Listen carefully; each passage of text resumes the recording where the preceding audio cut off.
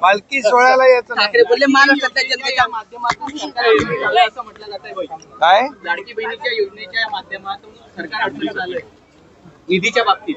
अरे बाबा, आमची संतांची लाडकी बहीण मुक्ताईच्या पालखी प्रस्थान सोहळ्याला मी आलेलो आहे आणि म्हणून मी आज इथल्या सर्व वारकरी भक्तांना खूप खूप शुभेच्छा देतो.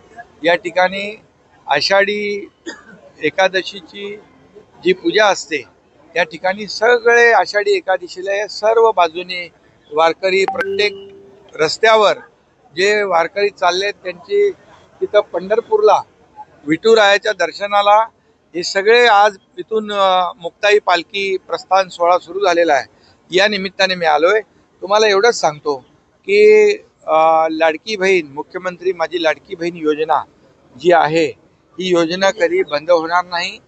या योजनेमुळे सरकार कुठेही अडचणीत आलेलं नाही. या लाडक्या बहीण योजनेसाठी जी आर्थिक तरतूद आहे ती सरकारने केलेली आहे. दर महिन्याला त्याची व्यवस्था केलेली आहे. त्यामुळे कुठल्याही परिस्थितीत लाडकी बहीण योजना अडचणीत येणार नाही. लाडक्या बहीण योजनेमुळे सरकारही अडचणीत येणार. अरे ठीक आहे,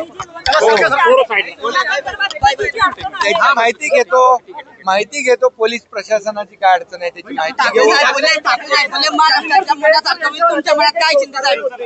उद्धव ठाकरे बोलले महाराष्ट्राच्या जनतेच्या मनासारखं होईल तुमच्या मनात. बाबा, माझ्या मनामध्ये पांडुरंगाला एकच साकडं घालतो. हा महाराष्ट्र सुजलाम सुफलाम होऊ दे. बळीराजाला चांगले दिवस येऊ दे. चांगला पाऊस होऊ दे. चांगलं पीक येऊ दे आणि बळीराजा सुखी होऊ दे आणि हा महाराष्ट्र सुजलाम सुफलाम होऊ दे. महाराष्ट्र समृद्ध होऊ दे एवढंच सांगतो.